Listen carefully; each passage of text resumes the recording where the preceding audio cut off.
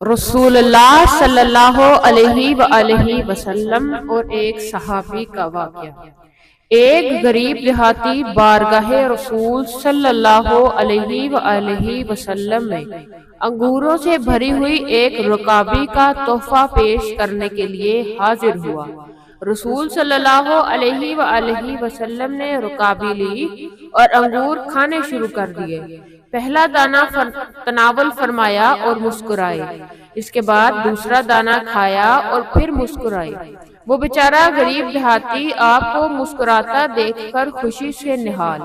صحابہ سارے منظر خلافت عادت کام جو ہو رہا تھا کہ ہدیہ آیا ہے جو انہیں نہیں مل سکتا۔ رسول اللہ صلی اللہ علیہ وآلہ وسلم نے انگور کا ایک ایک دانہ کر کے کھا رہے تھے اور مسکراتے جا رہے تھے۔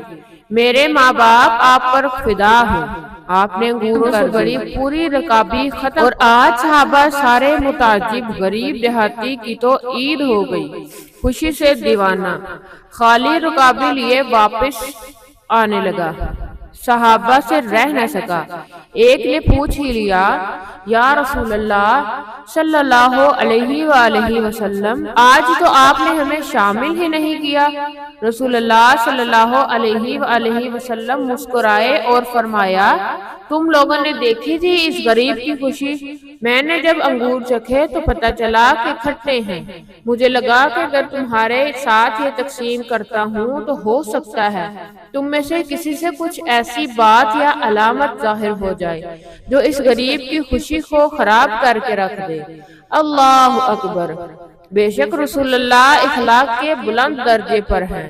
حضرت انس بن مالک رضی اللہ تعالی عنہ کی ماں نے حضور صلی اللہ علیہ وآلہ وسلم کی خدمت میں عرض کی، یا رسول اللہ صلی اللہ علیہ وآلہ وسلم، آپ کا ادنا خادم ہے، اس کی حق میں دعائے خیر فرمائیے۔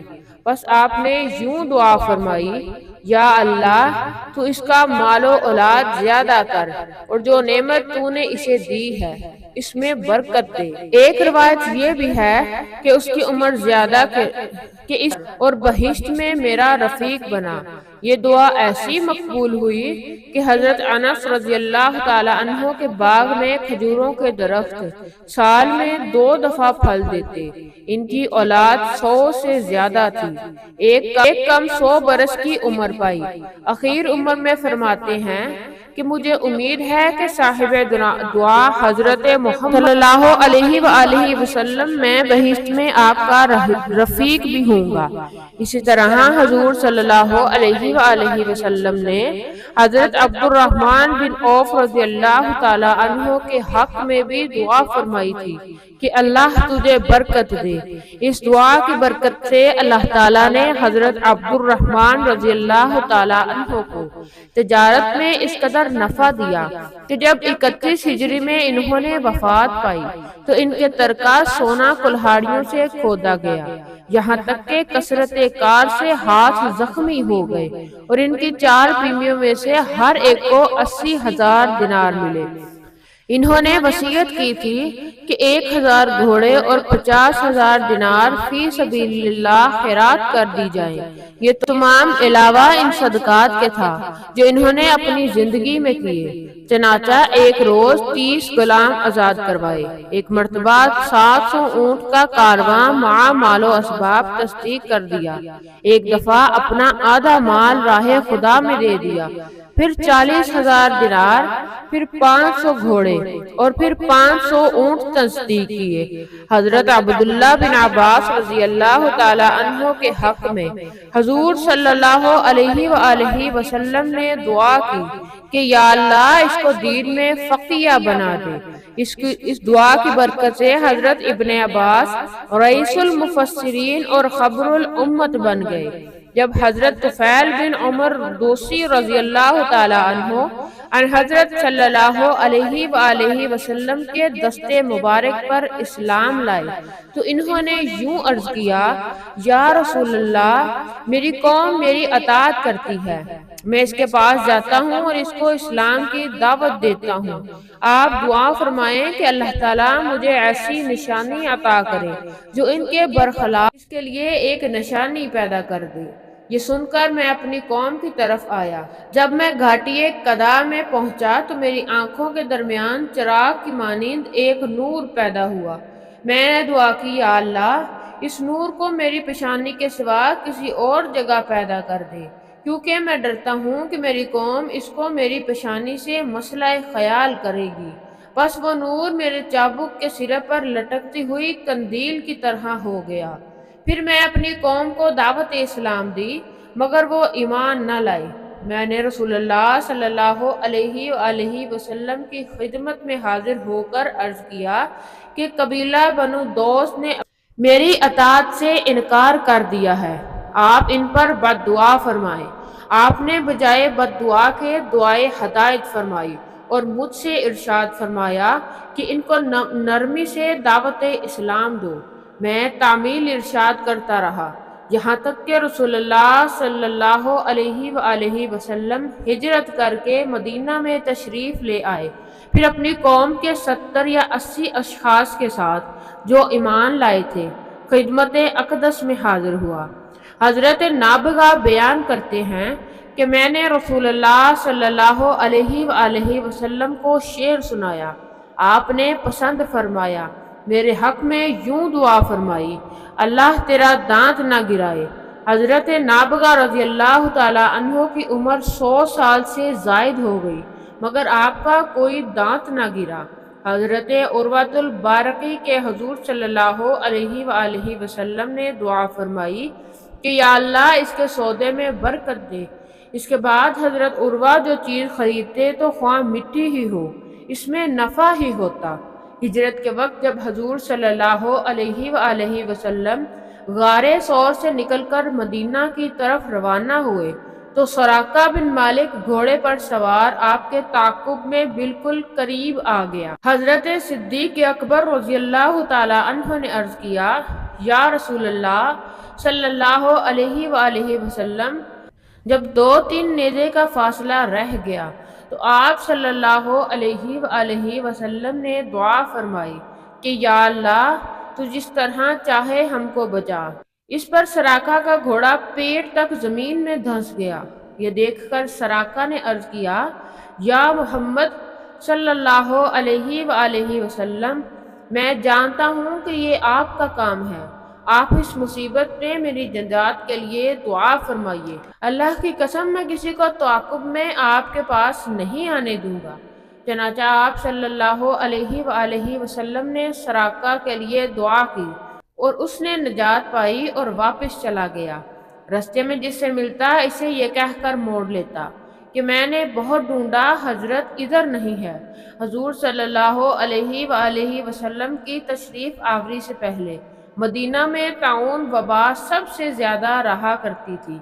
آپ صلی اللہ علیہ وآلہ وسلم کی دعا سے ایسی دور ہوئی کہ آج تک وہ مبارک شہر طاعون کی وبا سے محفوظ ہے اور محفوظ رہے گا انشاءاللہ۔ جب قریش نے ایمان لانے سے انکار کر دیا تو حضور صلی اللہ علیہ وآلہ وسلم نے دعا فرمائی، یا اللہ ان میں حضرت یوسف کے 7 نسلوں کی طرح 7 سال قحط لا۔ چنانچہ ایسا ہی ہوا، یہاں تک کہ نوبت پہنچی کہ قریش نے مردار اور ہڈیاں کھائی۔ ابو سفیان نے ان حضرت صلی اللہ علیہ وآلہ وسلم کی خدمت میں عرض کیا، یا محمد صلی اللہ علیہ وآلہ وسلم، آپ کی قوم ہلاک ہو گئی، اللہ سے دعا کیجئے کہ قحط دور ہو جائے۔ بس آپ نے دعا فرمائی اور مصیبت دور ہو گئی۔ حضور صلی اللہ علیہ وآلہ وسلم نے کسریٰ پرویز کو جو دعوت اسلام کا خط لکھا تھا، اس نے اسے پڑھ کر پھاڑ دیا۔ جب آپ نے سنا تو فرمایا اس کا ملک پارا پارا ہو جائے۔ چنانچہ ایسا ہی ہوا۔ فارس سے اکاسرا کی سلطنت ہمیشہ کے لیے جاتی رہی۔ جناب سرور کائنات نے محلم بن جسامہ کو ایک سریہ میں بھیجا، جس پر عامر بن الزبد کو امیر بنا دیا۔ جب وہ ایک وادی کے درمیان پہنچے تو ملہم نے عامر کے ایک معاملے کے سبب جو دونوں میں تھا دھوکے سے قتل کر دیا۔ جب حضور صلی اللہ علیہ وآلہ وسلم کو اس کی اطلاع ہوئی تو آپ نے دعا فرمائی کہ محلم کی زمین قبول نہ کرے۔ اس دعا کے 7 دن بعد محلم مر گیا۔ جب اس کو دفن کیا گیا تو زمین نے اس کو پھینک دیا۔ اسی طرح کئی دفعہ کیا گیا مگر زمین نے قبول نہ کیا۔ آخرکار اس کو ایک غار میں پھینک دیا گیا اور پتھروں کی ایک دیوار اس پر بنا دی۔ حضرت انس رضی اللہ تعالی عنہ بیان کرتے ہیں کہ ایک دفعہ رسول اللہ صلی اللہ علیہ وآلہ وسلم کے زمانہ میں ایک قحط پڑا۔ جمعہ کے دن حضور منبر پر خطبہ پڑھ رہے تھے کہ بادیہ نشین عرب آپ کے پاس آیا اور یوں عرض کرنے لگا، یا رسول اللہ صلی اللہ علیہ وآلہ وسلم، ہمارے مال ضائع ہو گئے اور بال بچے بھوکے مر گئے، آپ ہمارے حق میں دعا فرمائیے۔ یہ سن کر آپ صلی اللہ علیہ وآلہ وسلم نے دونوں ہاتھ اٹھائے۔ اسی وقت آسمان پر کوئی بادل نہیں آتا تھا۔ قسم ہے اس ذات کی جس کے ہاتھ میں میری جان ہے، آپ نے ہاتھ نہ چھوڑے تھے کہ پہاڑوں کی مثل بادل اٹھا، پھر آپ ممبر سے نہ اترے یہاں تک کہ میں نے دیکھا کہ بارش کا پانی آپ کی ریش مبارک پر سے گر رہا ہے۔ اس طرح جمعہ آئندہ تک بارش ہوتی رہی۔ پھر وہی بادیہ نشین عرب آیا اور عرض کرنے لگا، یا رسول اللہ صلی اللہ علیہ وآلہ وسلم، ہمارے مکانات گر گئے۔ آپ نے ہاتھ اٹھا کر دعا فرمائی، یا اللہ ہمارے گرد می برسا اور ہمارے مکانات سے دور رکھ۔ پر جس طرف آپ اشارہ فرماتے بادل دور ہو جاتا، یہاں تک کہ مدینہ گول گھڑے کی مانند ہو گیا اور وادی کنات میں 1 مہینہ تک پانی جاری رہا۔ جس طرف سے کوئی آتا باران کثیر کی خبر لاتا۔ نجران مکہ مشرفہ سے جانب یمن 7 منزل فاصلہ پر ایک شہر ہے جو نجران بن زید بن یجب کے نام سے موسوم ہے۔ یہ شہر ملک عرب کا عیسائی مرکز تھا اور 73 گاؤں سے متعلق تھا۔ جناب سرور دو عالم صلی اللہ علیہ وآلہ وسلم کے وصال سے 1 سال بیشتر یہاں کے عیسائیوں کا ایک وفد مدینہ منورہ آیا۔ جب وہ عصر کے بعد مسجد نبوی میں داخل ہوئے تو ان کو نماز کا وقت آ پہنچا۔ مسجد میں انہوں نے شروق رہو کی نماز ادا کی۔ صحابہ کرام منع کرنے لگے مگر حضور صلی اللہ علیہ وآلہ وسلم نے تالیف قلوب اور توقع اسلام کو مد نظر رکھ کر ان سے تعارف سے منع کر دیا۔ اس وفد کے 60 آدمی تھے جس میں 24 ان کے اشراف میں سے تھے اور 24 میں 3 مرجع کل تھے۔ عبد المسیح جن کا لقب عاقب تھا اور سید جس کا نام اہیم تھا بقول بعض شرجیل تھا۔ صلی اللہ علیہ وآلہ وسلم نے ان کو دعوت اسلام دی مگر وہ روبرو نہ ہوئے بلکہ مباحثہ کرنے لگے اور آخرکار کہنے لگے کہ عیسیٰ علیہ السلام کا بیٹا نہیں تو بتاؤ آپ کا باپ کون تھا؟ اس جواب میں یہ آیتیں نازل ہوئی بے شک عیسیٰ کی مثال اللہ کے نزدیک جیسی مثال آدم کی بنایا، اس کو مٹی سے پھر کہا کہ ہو جاؤ، وہ ہو گیا۔ حق بات ہے تیرے رب کی طرف سے، پس تو مت رہ شک میں۔ پھر جو جھگڑا کرے تجھ سے اس بات بعد اس کے کہ پہنچ چکا تجھ کو علم تو تو کہہ کہ آؤ بلائیں ہم اپنے بیٹوں کو اور تمہاری بیٹیوں کو، اپنی عورتوں کو اور تمہاری عورتوں کو، اپنی جانوں کو اور تمہاری جانوں کو، پھر دعا کریں اور لعنت ڈالیں اللہ کے جھوٹوں پر۔ ان آیات کا خلاصہ مطلب یہ ہے کہ حضرت آدم علیہ السلام کا نہ باپ تھا نہ ماں۔ اگر حضرت عیسیٰ علیہ السلام کا باپ نہ ہو تو کیا عجب ہے۔ اگر نصارہ اس قدر سمجھانے پر قائل نہ ہو تو ان کے ساتھ قسم کرو کہ یہ بھی ایک صورت فیصلہ کی ہے کہ دونوں اپنی جان اور اولاد حاضر کریں اور دعا کریں کہ جو کوئی ہم میں سے جھوٹا ہے اس پر لعنت اور عذاب پڑے۔ اہل اسلام اس طرح کے فیصلے کا مباہلہ کہتے ہیں کہ یہ کیا خوب فیصلے کا ڈھنگ ہے کہ یہی صرف عادل حقیقی جو بے روئے رائت اور بغیر بھول چوک کے فیصلہ کرنے والا فیصلہ کر دے۔ اس ارشاد الہی کے مطابق حضور اقدس صلی اللہ علیہ وآلہ وسلم نے ان علماء نصارہ سے مباہلہ کر کے کہا، انہوں نے مہلت مانگی۔ دوسرے روز صبح حضرت نے حضرت امام حسن اور حسین رضی اللہ تعالی عنہ کو 2 خرد سال تھے ہاتھ سے پکڑا اور آپ کے پیچھے حضرت فاطمہ رضی اللہ تعالی عنہ اور ان کے پیچھے حضرت سیدنا علی المرتضیٰ مقام مباہلہ کی طرف روانہ ہوئے۔ آپ صلی اللہ علیہ وآلہ وسلم نے ان سے فرمایا کہ جب میں دعا کروں تو تم آمین کہنا۔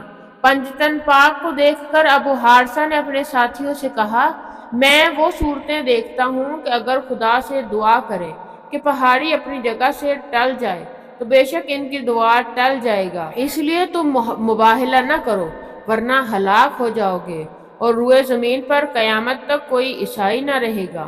اللہ کی قسم تمہیں اس کی نبوت معلوم ہو چکی ہے اور تمہارے صاحب عیسیٰ کے بارے میں قول و فصیل لایا ہے۔ اللہ کی قسم جس قوم نے پیغمبر سے مباہلہ کیا وہ ہلاک ہی ہو گئی۔ یہ سن کر عیسائی ڈر گئے اور مباہلہ کی جرت نہ کر سکے، بلکہ صلح کر لی اور جزیہ دینا قبول کیا۔ حضرت محمد صلی اللہ علیہ وآلہ وسلم نے فرمایا، اگر وہ مباہلہ کرتے تو بندر اور سور بن جاتے اور یہ جنگل ان پر آگ برساتا۔ اللہ نجران اور اس کے باشندوں کو تباہ کر دیتا، یہاں تک کہ کوئی پرندہ بھی درخت یا باقی نہ رہتا۔ نصارہ کس طرح مباہلہ سے گریز صاف بتا رہا ہے کہ اعدائے اسلام بھی حضور اقدس صلی اللہ علیہ وآلہ وسلم کی دعا کی